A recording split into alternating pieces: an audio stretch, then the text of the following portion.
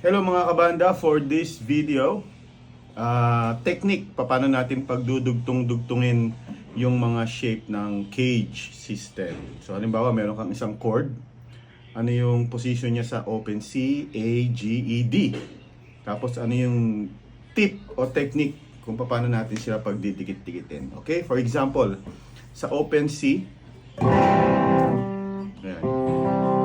Sa open C, ang pinaka-tip dyan or technique, hanapin nyo yung pinakamalayong fret. So for the C na open, yung third fret niya, ito yung root ng C, nasa third fret. So ibig sabihin, yung susunod nating cage position, dito tayo magsisimula. Yun yung A position. So ito yung ating C. From sa open C position, pupunta siya ngayon sa open A position na C. Tapos same technique applies yung pinakamalayong fret natin ng hand. 1, 2, 3, nandito tayo sa 5th fret. So ibig sabihin yung C na root note natin ay nandyan sa dulo. So for this case, ito yon, ito. So ibig sabihin dyan tayo magsisimula.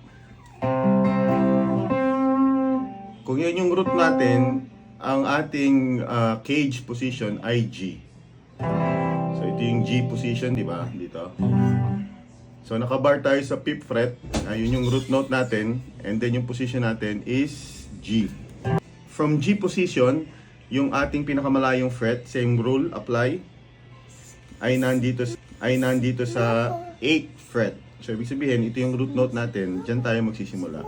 Yung position ngayon ng ating cage ay yung bar E. Yung parang E position natin dito sa open. E. Pang 7. Same rule applies. Ito naman ngayon yung root note natin, yung pinky natin sa may 10th fret. Ang position ngayon natin dyan is yung open D position sa cage. Kaya cage yun C, A, G, E, D. So ito na yung D. And then, next is ito na. So nasa octave na tayo ng higher C. Okay, so yun mga kaibigan, technique para mapagdugtong-dugtong natin ang lahat ng mga cage position. Subscribe kung hindi pa nakasubscribe, magkita-kita tayo sa susunod na video. For this guitar, gamit natin ay yung Player Plus Telecaster ng Fender. Available din to sa ating store.tugtugtayo.com. See you sa susunod na video.